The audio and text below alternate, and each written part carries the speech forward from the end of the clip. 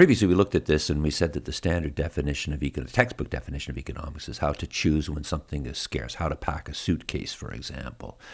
But another definition, economics as a social science, is how people deal with one another. And we looked at that a little bit when we saw that the two brothers, when they traded, when the lawyer showed up and they put together a deal involving comparative advantage, and they both were better off. So I want to look at this idea of trade, which I think is fundamental to economics because it's a social science, how you deal with other people. And the basis of trade, one of the key ideas, mutual benefits of voluntary trade, is each person gives up something and gets something of greater value or expected greater value in return. So one way to view this is to look at the two parties, the two people. And in economics, we often call them, let's say, a buyer and a seller. The term technical economics uses demand. So I always thought this term demand is a bit strong, as if I demand something. But in any event, one side of the deal we call the consumer, or the demand side, and then we refer to the producer or the seller on the supply side. But this is a bit of a misnomer because really we've got two people trading. So as an example, imagine you want to go to the United States and you need some U.S. dollars. So you go to the bank or exchange counter. What are you doing? Well, you're buying U.S. dollars, but you're simultaneously selling Canadian dollars. And the bank, in the sense, or the exchange counter, is doing just the opposite. So we talk about a buyer and a seller. We're really talking about party A and party B. Now, it is true, if we're looking at somebody producing something, then there's typically, there's a whole theory in economics about production costs and theory and so on. So I'm going to stick with this idea of demand and supply, meaning consumer and producer, buyer and seller. So as you go further with this idea, it's like think about talking and listening. Sometimes you talk, sometimes you listen, and you do both if it's a conversation. So I think the important point is that we have two people participating. Of course, it could be more than two. Now look at these terms here. These are synonyms that I've found that are basically referred to trade, deal. Barter is one that's sometimes used. Barter is a type of trade where there's no money involved. I think this is reciprocal altruism is one I saw. I think that's used in psychology. I'm not certain. Anyway, these all amount to the same thing. It's just synonyms for a trade or a deal. Each one is may have a little bit different, like barter is a trade without money and so on. So I want to take a look at this idea. And this one is the contract, the idea of a contract, which is the legal term for a trade. So imagine, I don't know, it's Christmas time or the end of the year, whatever, New Year's party in your family. You have a rich uncle, and he has no children, and he's been drinking a little bit. He's in a good mood, and he pulls you aside and says, "You're my favorite niece, nephew. If you graduate from Dawson College, I'll pay for everything for you." And you're a bit suspicious of if you get to Harvard, accepted to Harvard University, I'll pay for everything for you. Tuition at Harvard is probably about $400,000 or $500,000 for a 4-year course. So you're smart. You get this in writing. You get him to write it down. She says, no problem. He signs off on the document. Signs promise to pay tuition fee if you get accepted to Harvard. You graduate from Harvard 2 years from now, let's say. You get really good marks. You get accepted to Harvard, but there's no scholarship. You have to pay tuition. No problem. You've got your rich uncle. He signed a paper promising. You go to see him in his office, and you say, hey, look, I got accepted to Harvard. I need the $500,000. He looks at you, says, I can't remember doing this. I don't know who you are. Get out of my office. I'm not going to pay any money. So you sue him. You take him to court because you've got this signed contract where he promised to pay your tuition. What does the judge do? Well, he's going to throw it out. Why? Because it's not a contract. And this is interesting because it depends on the legal system in different countries. We use the common law in the rest of Canada. Quebec uses the civil code, but the interpretation is going to be the same. And there's a branch of, if I call it economics, it's called law and economics. A branch of law is called law and economics, where they match up the two. And this is an instance where they both match up. The legal definition of a contract is that person A must give something to person B, and simultaneously person B must give something to person A. Then you have a contract, what we'd call a trade. If, for example, you'd promised your rich uncle that you would work in his office for a year after graduation, well, then you could have to say that you got a contract. In case is it enforceable? Is he breaching the contract? Can you sue for damages? And this becomes a legal question. But for the moment, if it's just a promise to pay, it's not a contract. Okay, so let's carry on with another story here. I've got several rich uncle stories, but carry on with this idea. We'll look at this one now. Another story, what I call desert island economics. I'm going to look at a number of stories here, and then we'll eventually get to the market. So you're in the South Pacific on a cruise, the cruise ship. The economics, we do frequently things like this. It's kind of a thought experiment. And imagine a situation and see what would happen. So you're on a cruise ship in the South Pacific. The boat sinks. You manage to scramble ashore, and here you are. Now, you suddenly look down the beach and you see this guy who's walking towards you, okay? And this guy, you saw him on the cruise boat before. He seemed to be really rich. He was always drinking in the bar car, drinking whatever. Guy's got a cell phone. Says that he just phoned 911. The helicopter's going to come and save you guys in 3 weeks. But apparently it's just the two of you on this island. Now, it happens that when you washed ashore, there was a case of Smirnoff sitting beside you in the beach. So it's just sitting there.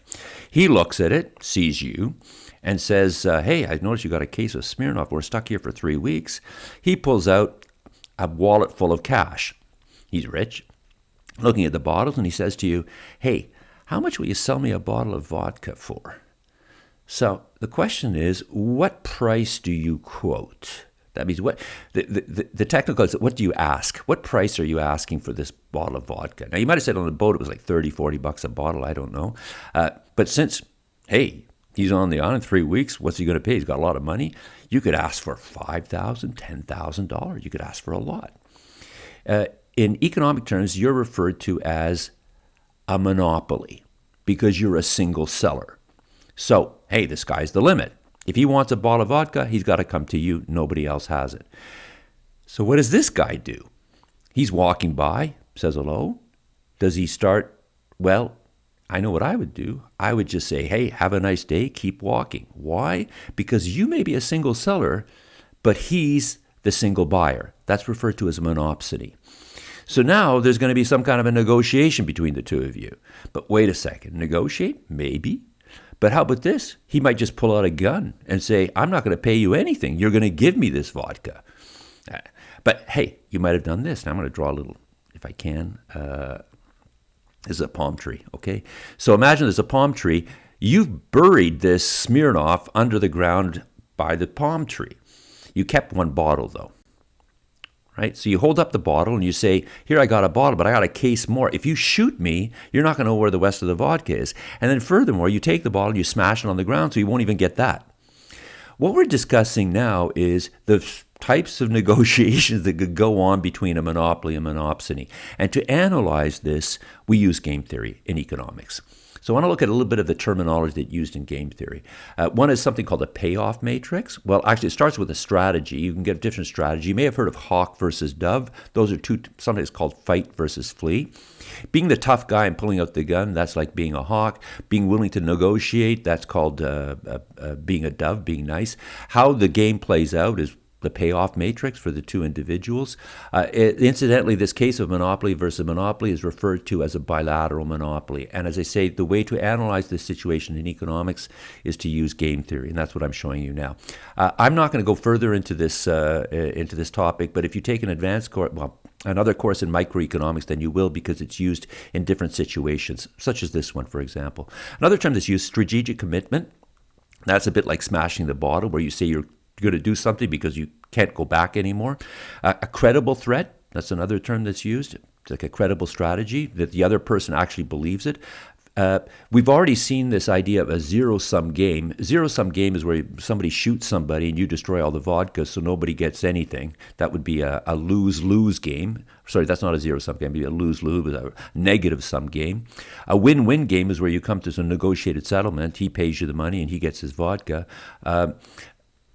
Win-lose would be something like he just takes the vodka from you. A very important idea is this, what we're looking at here, games against people.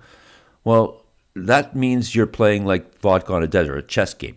But compare that with a game against nature. That would be a game where, for example, you're planning a wedding in June. You want to know what the weather going to be like. Well, the weather doesn't really care what you're doing, and that's very distinct from a game against people. And we're going to see in a second that a market is typically like a game against nature, meaning that the market really doesn't care what you do, whether you do it this way or that way. And I find often people are confused about this because they tend to think of the market as a person. So they imagine that they're playing a game against a person when actually they're not. We'll see this a bit later. A voluntary relation changes the nature of the game. In this case, you're two people on a desert. You have no choice. You have to play the game. Some games you can just walk away from. If you're curious about this, the person you really want to look at is a guy by the name of John von Neumann. Very smart person. He invented game theory at the 1940s and 50s. He also was involved in the invention of computers and also the atomic bomb. He was a physicist. You can also watch the movie John Nash, about John, A Beautiful Mind. It talks about something called a Nash equilibrium. There was a lot of hope for game theory in the 1950s and 60s that it would lead somewhere in terms of theory, but it really hasn't. And I think the reason part for it is it's extremely complicated, the mathematics of it. On the other hand, people are extremely sophisticated in how they play games. It's the basis of Hollywood movies. And a lot of us know how this works. Modeling or creating a theory about the behavior of people is difficult to do. It's being done a little bit now in terms of something called a decision tree, and that's how they would analyze data that you generate when you're doing things online. But again, the theory of it is quite simple compared to the practice of individuals, what we do. Pretty smart people, how we do things. Anyway, let's go on to this idea of the desert island, but now I'm going to change things a little bit. Okay, so here's you, again. You got your bottle of case of Smirnoff, the boat is sank, and there's the guy who's coming down the beach. But here's what's different. I'm going to put another person. There's a whole bunch of you that wound up on the beach with bottles of Smirnoff. And looking down the beach, you see the guy, and he's not alone. There's a whole bunch of them, too. So now we've got many, many people with cases of Smirnoff, and we got many guys with cell phones and money who want to buy the vodka. So what happens now? Well, this is going to change things considerably, because if one of the guys walks up to you and says, how much for the vodka? If you said $5,000, what would he do? He'd just walk down to the next person on the beach and ask that guy. And would anybody pull out a gun and threaten? Well, it doesn't make any sense. Why would you do that? You just go and purchase it at a reasonable price, whatever price you wanted. What we've got now are many, many buyers and many, many sellers, which is one of the key features of a market. What I mean by a market. And in this context, game theory, all of the things I just discussed, the drama of it all just disappears. There's no threats, there's no payoff. You can use game theory to analyze the situation with many buyers and many sellers, but it's very, very different, the consequences and the results. One of the points about this is is kind of boring. It's cooperation at a level that's quiet, uninteresting, kind of humdrum. There's none of the drama that you'd see in the situation with one person compared to it. I think part of this is due to the way human beings think, because we're familiar a situation where it's like a bilateral monopoly. This world of markets with many people cooperating, working together through with a price mechanism is something relatively new for our species, and I think we find it a bit odd and strange. I want to take a look at this idea of a market. Many people, but many buyers and sellers. One of the key points of a market is you've got a price, a number, which indicate the terms of trade. So that's in effect what people are competing over, if you will. Good way to think of a market are the ones that we see in Montreal, the Atwater or Jean Talon. But of course, a market might just be on the internet. You want to buy a used car, you go to Kijiji or Lepak if you're looking for an apartment. The case of the foreign exchange market in the world is done by telephone between banks. So a market can be a physical location, but it can also just be, well, on the internet, in the cloud. The New York Stock Exchange is a famous market where people buy and sell shares. In Canada, it's the Toronto Stock Exchange with this initials TSX. But one that's interesting, if you ever go to Old Montreal, right beside the Basilica, you'll see the Anglophone Theatre, the Centaur Theatre. Here I've got a picture of it. This is I believe, the first stock exchange or first stock market in North America. It was the Montreal Stock Exchange. It's still there. And if you go into the theater, you can see how this was a physical location where people went and bought and sold shares. It's been turned into a theater since. I don't know when that happened. Meaning to say, of course, now the New York Stock Exchange, the Toronto Stock Exchange is done on computers through the internet. It's not a physical location. But that change was about 20 or 30 years ago. Up until about 1980 or so, 1990, there was a physical location where people bought and sold shares in companies. And this is the example in Montreal. Some other examples famous would be, well, of course, the labor market where people are looking for a job. There's no physical location where you could do that typically, but of course, if you walk down the street, you see a sign in a window of a shop, and they're looking for somebody. That's part of the labor market. Hey, you could imagine something like the marriage market.